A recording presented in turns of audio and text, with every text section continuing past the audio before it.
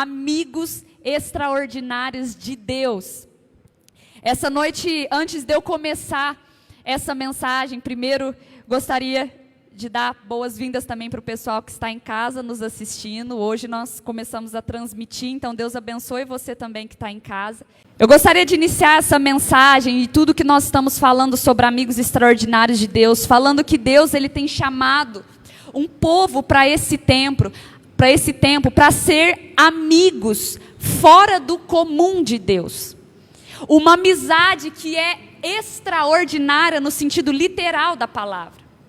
Deus tem nos chamado para viver coisas as quais a gente nunca viveu antes. Mas esse chamado, ele é coletivo, ele é geral.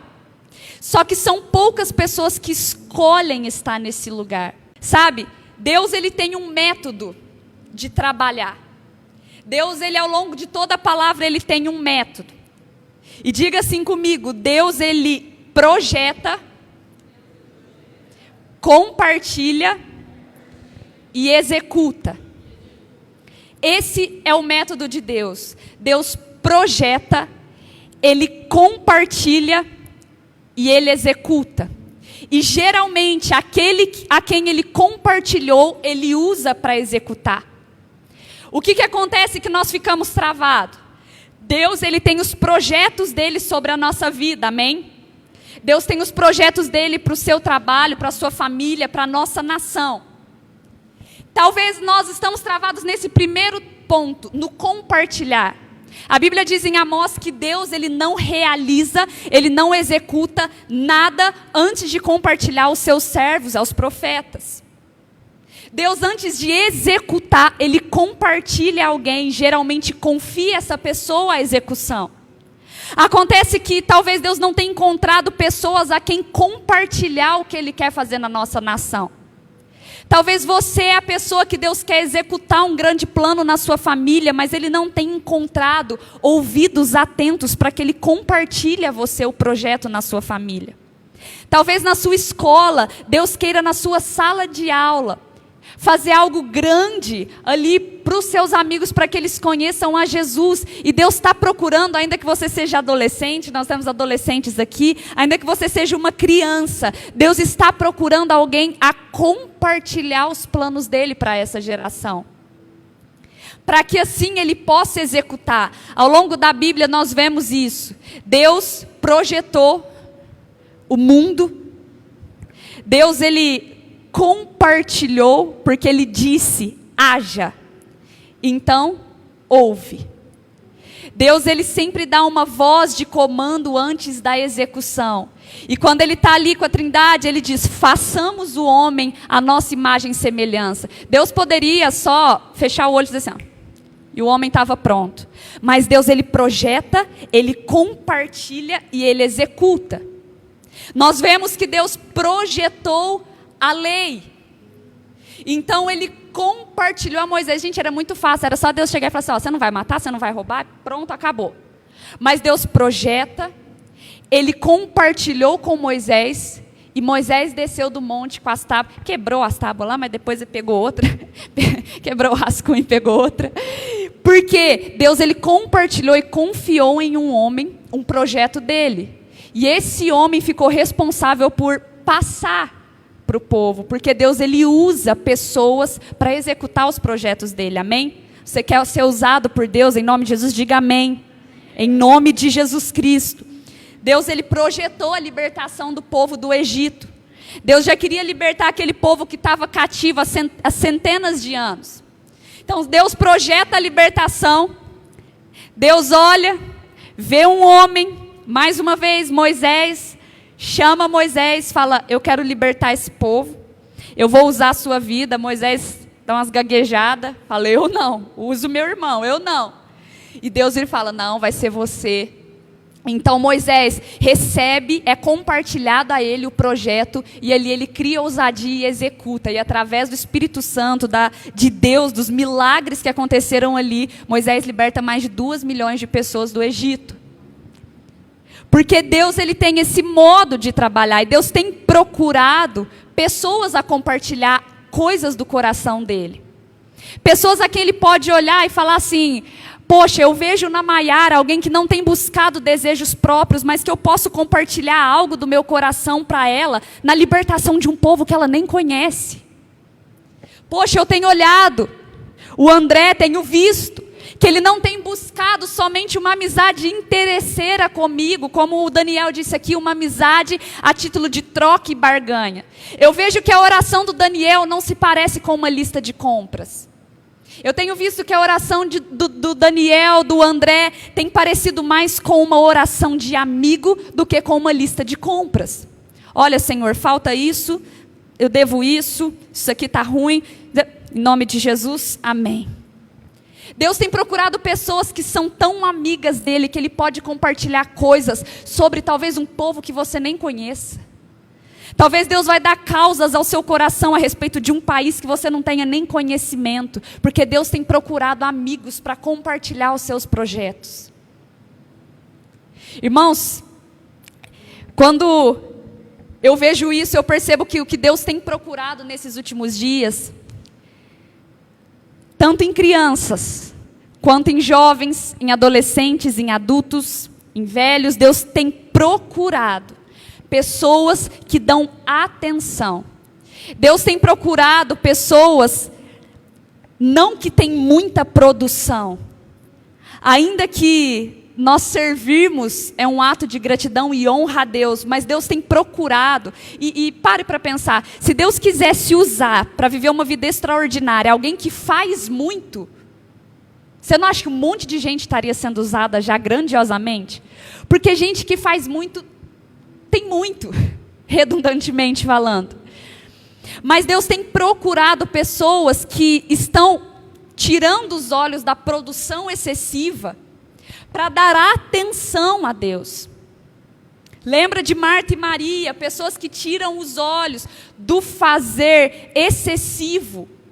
Que muitas vezes, eu estava falando aqui hoje à tarde, veio algo muito forte no meu coração, porque quando a gente prega é como um martelo que prega e volta, e eu estava recebendo algo do Espírito Santo, falando que muitas vezes o fazer excessivo é uma lacuna da alma, para substituir um tempo com Deus.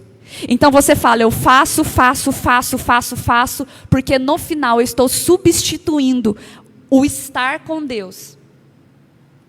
Irmãos, quando nós vemos pessoas que realmente entenderam isso, a gente percebe que a chave que precisa virar na nossa mente é que a gente sabe o que fazer, a gente só não faz. A gente é ouvinte, mas não é praticante, eu vou te provar isso agora. O nosso senso ético, nós sabemos, e o nosso espírito, ele também reconhece que Deus, ele é primeiro na nossa vida, e quando pergunta, o que é prioridade para você? Deus. É a primeira coisa que nós pensamos, porque é aquilo que nós crescemos vivendo, Deus em primeiro lugar de tudo. Mas deixa eu te perguntar, Deus é primeiro, Ele é prioridade. Quando você acorda, é Deus ou é o Insta? Quando você acorda, o primeiro bom dia, a primeira coisa que você fala é Espírito Santo, obrigado por mais um dia de vida. Deus, o Senhor é primeiro, o Senhor é prioridade até no meu tempo. Ou é Instagram?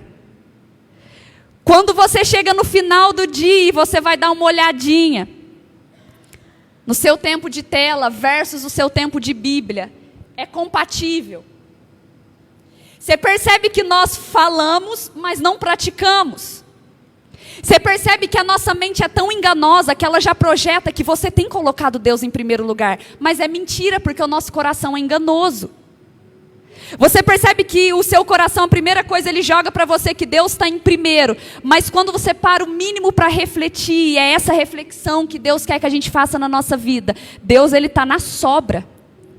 Se realmente a gente fosse fazer essa lista, se tivesse uma câmera te gravando 24 horas, como que realmente está essa lista? Às vezes você colocou família em primeiro lugar. Você acorda, você dá um bom dia para sua mãe antes de entrar no Instagram? Qual foi a última vez que você falou, eu te amo, para o seu pai? Você percebe como que o nosso coração é tão enganoso e ele manipula a situação para a gente achar que a gente está certo, quando na verdade a nossa vida está uma eterna bagunça de prioridades. E é isso que eu tenho visto que a gente não tem alcançado, a gente, incluindo todos nós, alcançado um nível de amizade com Deus, porque a gente deixa Ele na última da lista. E ainda vestimos uma roupagem do nosso coração indicando, pode ficar despreocupada que Deus está em primeiro na tua vida. Deus está em primeiro. E a gente fica, se Deus está em primeiro, eu vou continuar agindo do jeito que eu estou. Deus está em primeiro. Minha família, prioridade em tudo. Mas quando a gente para ver as nossas atitudes, qual que é a real lista de prioridades na sua vida, sem mascarar? Fazendo uma autoanálise hoje. E uma pessoa que colocou Deus como prioridade no nível extraordinário de virar um amigo de Deus. Não eu que estou falando, não você que está falando, o próprio Deus chamando ele de amigo foi Abraão. E eu quero ler com você Hebreus capítulo 11, versículo 19. Abraão diversas vezes foi chamado de amigo de Deus. E você conhece talvez a história de quando ele leva o filho dele para sacrificar. Abraão estava em casa, custou ter um filho, tadinho. Teve na sua velhice, ele, Sara. Então, quando ele tem o filho, quando chega o filho da promessa, Deus faz um teste na fé e na amizade de Abraão e fala, sacrifica o seu filho. Você imagine só, Abraão caminhando ali com seu filho, indo em direção ao lugar do sacrifício. E a gente pensa, né, a gente não é pai, mas a gente imagina um coração totalmente apertado de Abraão. Só que o autor de Hebreus, ele fala algo muito interessante. Olha o que ele diz. Abraão levou em conta que Deus pode ressuscitar os mortos.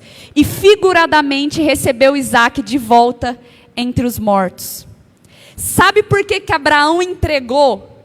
Porque antes de entregar, ele conhecia e ele levou em consideração, levou em conta que Deus pode ressuscitar alguém dos mortos. Então ele disse, eu conheço meu Deus, eu sei que ele pode ressuscitar alguém dos mortos. Então, porque eu conheço a Deus e sei que ele pode ressuscitar alguém dos mortos, eu sei que ainda que eu precise matar o meu filho, ele vai ser ressuscitado dos mortos. Porque ele conhecia a Deus. Sabe, irmãos, quando Deus, o Daniel estava falando sobre isso, é muito forte. Quando Deus me pede 10%, eu entrego, sabe por quê? Porque eu conheço a Ele, eu levo em consideração que Ele é o dono do ouro e da prata, e 10% não vai me fazer falta em nada. Quem não conhece a Deus, é isso daqui com Deus. Ah, e ninguém diz amém, porque isso aí é quando mexe aqui, é difícil o jovem aceitar. Quem é assim com Deus, com a casa de Deus, com a obra de Deus, é porque não conhece a Deus, porque se conhecesse, saberia que aquele que é o dono do ouro e da prata, nunca permitiria que aquilo que eu dou, aquilo que eu devolvo a Ele, me faria falta no final do mês. Se eu conheço a Deus, eu entrego aquilo que Ele está me pedindo. Às vezes Ele me pede, fala, olha, eu não quero mais, talvez esse relacionamento me entregue. Poxa, o dono do universo, o criador do universo, que criou todos os seres humanos, eu não entrego, porque eu não conheço a Deus. Se eu conheço, eu sei que Ele, o criador de toda a humanidade, se Ele está me pedindo algo para eu entregar para Ele, porque Ele sabe que não é um relacionamento que tem nos levado diante da presença dEle, irmãos, eu sei que Ele tem algo melhor para mim. Se Deus pede para que eu entregue algo que eu falo, nossa, isso daqui não vai rolar porque dói, que é o tempo. Se Deus pede para que eu entregue aqueles 20 minutos mirrado, que às vezes é o tempo do cochilo. Que a gente fala, nossa, esse daqui não. Ah, que sono, que cansaço. A gente conhecendo, e muitas vezes, olha irmãos, sabe qual que é a desculpa de muito crente? É que muitas vezes, se eu tirar esse tempo com Deus, talvez eu não consiga trabalhar tão eficientemente amanhã. Nossa, se eu tirar um tempo de madrugada com Deus, amanhã talvez eu vou acordar muito cansado para trabalhar, vai atrapalhar tudo o meu dia. Olha como nós somos. Se a gente realmente conhecesse a Deus, a gente saberia que Ele, como dono do tempo, se Ele quiser que a gente tenha um sono revigorante, em 30 segundos Ele faz. Se a gente conhecesse, a gente entregaria tudo, porque a gente sabe quem Ele é. E por isso que Abraão foi chamado de amigo de Deus diversas vezes, irmãos. Se você olhar até no livro de Isaías, depois de anos e anos e anos que Abraão viveu, Isaías fala, aquele cara, o amigo de Deus. Sabe, teve um outro homem que eu falei um pouquinho, que não teve porquês, porque sabia quem Deus era, que era Noé. Eu já disse um pouquinho, eu não vou repregar sobre Noé. Mas ele não teve porquês. Noé, faz uma arca porque vai vir chuva. Nunca tinha chovido sobre a terra. Porque ele sabia, se Deus está falando que vai vir, independente do que é, vai vir. E se a arca é desse tamanho, é porque o trem é brabo. Noé não perguntou por quê. Quando Deus chama Abraão, Abraão, sai da tua terra para a tua parentela, mas sem GPS nenhum. Por que eu vou para um lugar que eu não conheço? Você não vê Abraão fazendo isso. Moisés vai libertar o povo. Você vê muitas indagações a respeito do eu. Você vê quando Deus chama Moisés, ele fala, eu não vou, mandarão. Mas todas as indagações eram sempre a respeito do eu, nunca a respeito do caráter de Deus, porque eram homens que conheciam o que Deus podia fazer. Você não vê Moisés falando assim, nossa Deus, eu até iria, mas o Senhor libertar esse povo? Não, acho que não, hein? Muita coisa, muita responsa. Quando Deus chama Gideão, ele faz uma indagação sobre si, ele fala, eu sou o menor da minha casa, mas em nenhum momento ele falou, Deus, acho que o Senhor está equivocado que o Senhor tem capacidade de ganhar essa batalha, porque eram homens que viam, ouviam sobre o poder e o caráter de Deus constantemente. Irmãos, quando você para de buscar a presença de Deus, você começa a desconhecer quem Deus é, e tudo na sua vida é motivo de dúvida, de medo. Tudo na sua vida é motivo de por quê? Será que vai? Será que faz? Quando a gente não conhece a Deus, a gente é muito cheio de si. Porque a gente não fica mais tipo assim, Deus, eu não tenho capacidade. A gente começou a trocar. A gente fala, Deus, talvez o Senhor não consiga. Pai, sabe, talvez o Senhor não consiga suprir R$400 no meu boleto. Pai, eu creio. Mas talvez o Senhor não consiga, porque é muito para Ti, ó Deus. E nós começamos a virar a centralidade toda para nós. Eu consigo. Mas será que Deus consegue? E por isso que a gente está cada vez mais afastando a linha de intimidade com Deus. Porque se tornou tudo sobre, talvez eu possa fazer sozinho, Deus. Eu posso cuidar da minha vida financeira sozinho. Eu posso entrar num relacionamento sem consultar o Senhor, porque vai dar certo. Confia. Eu posso, Deus, talvez, até mesmo tomar uma atitude de, sei lá, mudar de emprego radicalmente sem consultar o Senhor, porque eu conheço das minhas habilidades e das minhas capacidades.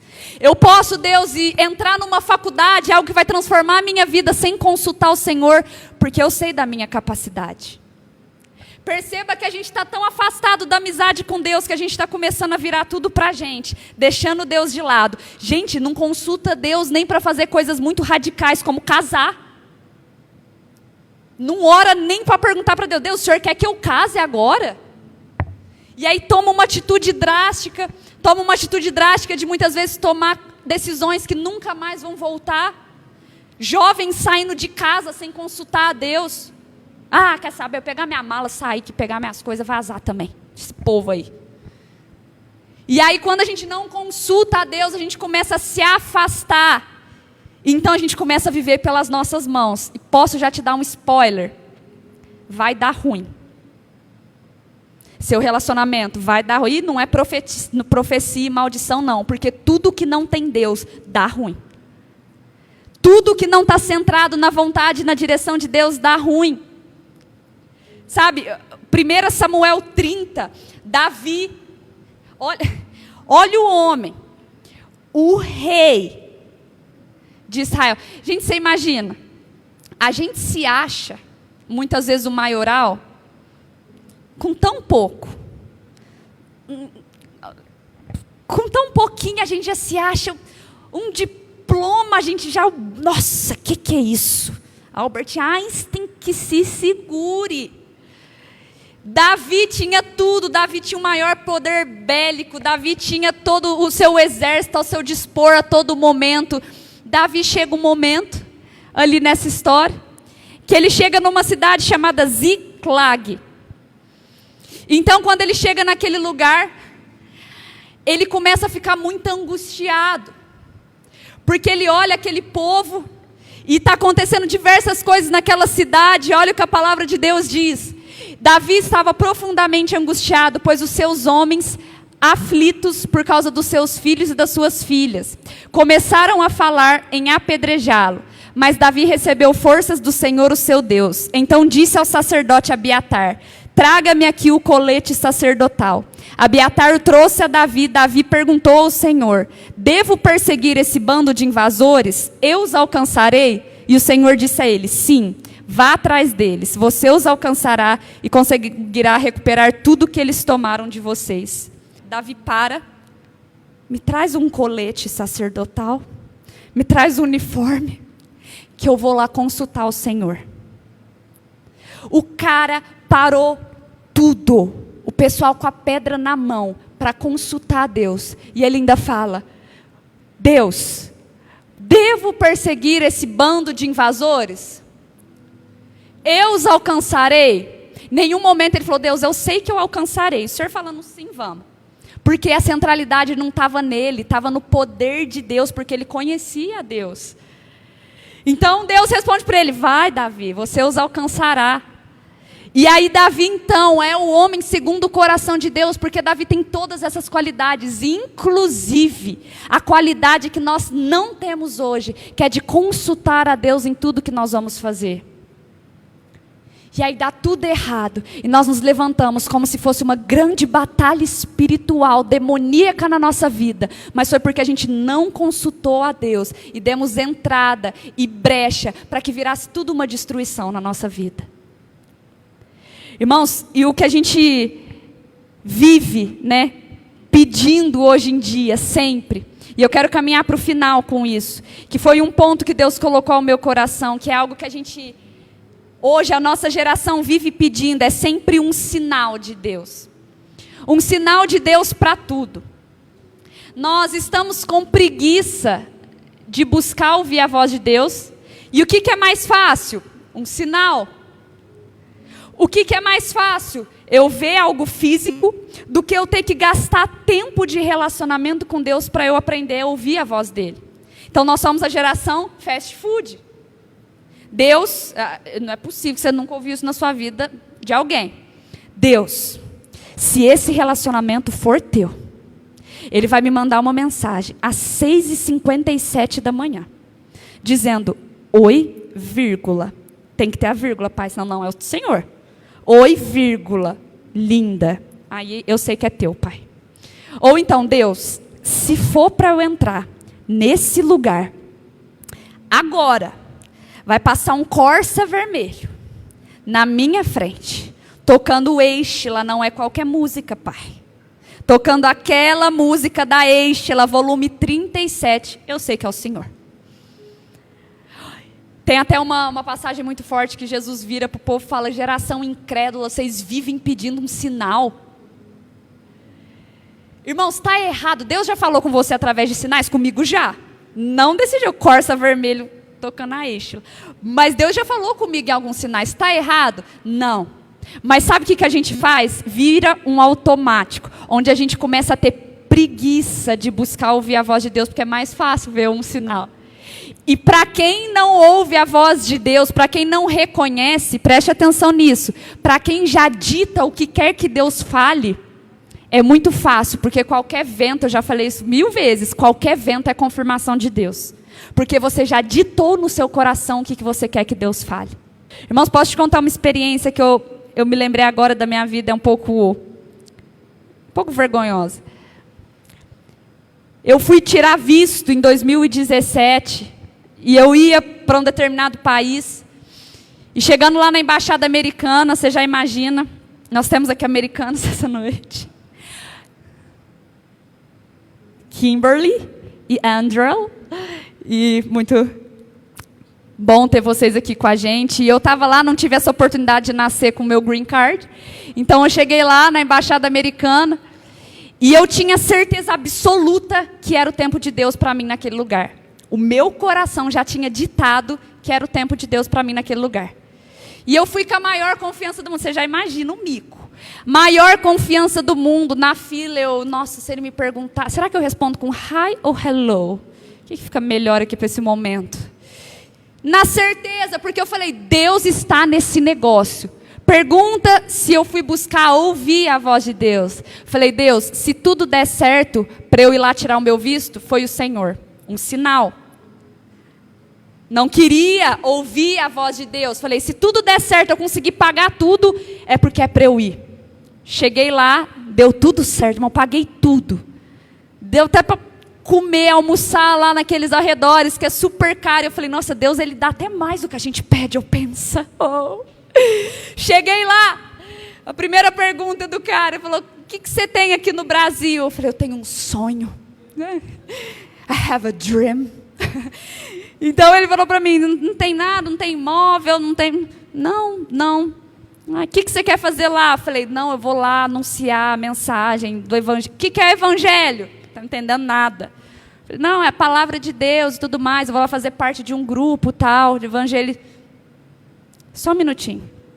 Parou, voltou, seu visto foi negado. Aquele momento, o que a gente pensa? O diabo se levantou contra a minha vida. Usou ainda a vida de um americano, olha que loucura.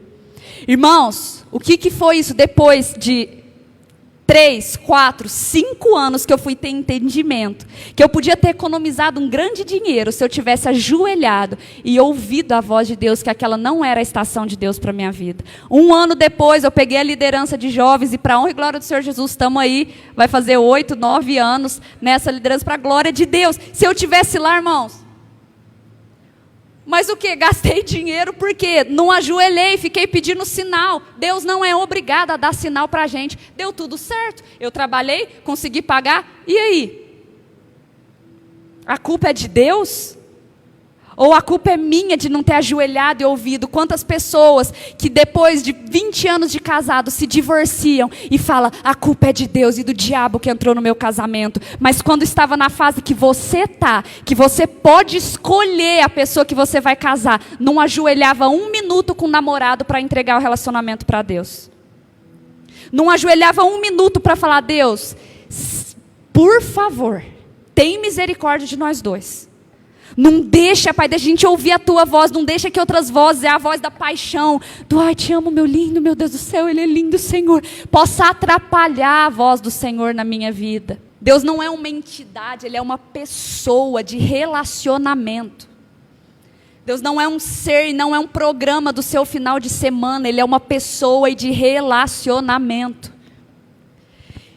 Que nós possamos parar e agir mais pela fé, para quando o sinal não vier, a gente conhece tanto a Deus e falar que ainda que eu nunca tenha visto chuva na minha vida, se o Senhor falou que vai chover e é para eu construir uma arca enorme, eu vou fazer, porque eu conheço quem o Senhor é. Eu não me baseio no sinal, mas eu me baseio em quem o Senhor é. E eu te convido a ficar de pé para nós orarmos essa noite e dizer que Deus tem procurado um povo, na real, que não é preguiçoso. Que a gente possa parar de ter preguiça de conhecer a Deus. E talvez você está procurando um amigo de verdade. Deus está falando para você hoje, eu estou disponível. Você está procurando em pessoas porque você quer. Deus está disponível para ser um amigo de verdade para você. Você tem tido muita frustração com pessoas, experimente ser um amigo de verdade de Deus, que você não vai ter frustração nenhuma. Deus como um amigo de verdade, muitas vezes Ele vai falar coisas que você não queria ouvir. Talvez você está aqui nessa noite, teve muitas coisas aqui que você falava, eu não queria ouvir isso. Eu não queria ter que ouvir esse tipo de situação, não, isso é incômodo para mim. Mas Deus está falando para nós hoje, se você quer um relacionamento de verdade com Deus, se prepare também para ouvir coisas que você não queria ouvir. mas que são coisas para o seu crescimento, para a sua edificação, para que você viva plenamente o propósito de Deus na sua vida, para que Ele possa compartilhar você projetos dEle para a sua casa, para a sua vida, e você possa executar isso com fé, em nome de Jesus. Então que você ore nessa noite, se você pode, feche os seus olhos, que você possa falar: Deus, eu tenho ouvido tanto essas palavras, e isso tem aquecido o meu coração. Sabe, Deus tem agitado o coração de algumas pessoas em fé para poder viver nesses dias, esse extraordinário de Deus. Se você é uma dessas pessoas, que você possa fazer uma oração nesse momento, dizendo: Pai, talvez eu não sei nem por onde começar. Pai, talvez aquilo que o Senhor está me pedindo aos meus olhos pareça muito pouco. Talvez aquilo que o Senhor está me pedindo, Deus, é para que eu comece com um capítulo da Bíblia. Talvez o que o Senhor está me pedindo é para que eu comece com 10 minutos de oração por dia. Mas a amizade, ela é cultivada dessa maneira. Não é talvez a importância da quantidade, mas a constância do relacionamento que faz com que amigos sejam criados, uma amizade seja criada. Espírito Santo de Deus, nós declaramos, Pai, neste lugar, que o Senhor possa agir e movimentar o nosso coração para um nível tão intenso de intimidade com Deus, que nós possamos estar em um lugar, Pai, de orações ousadas, que nós possamos estar em um lugar de consulta à Tua presença, Pai. O Senhor é um abrigo seguro ao nosso coração. O Senhor conhece o nosso futuro. Oh Senhor, o Senhor sabe o nosso amanhã. O quão pecador nós somos em não consultar o Senhor para dar o nosso passo. Que o Senhor possa abrir ouvidos que estavam surdos espiritualmente, em nome de Jesus.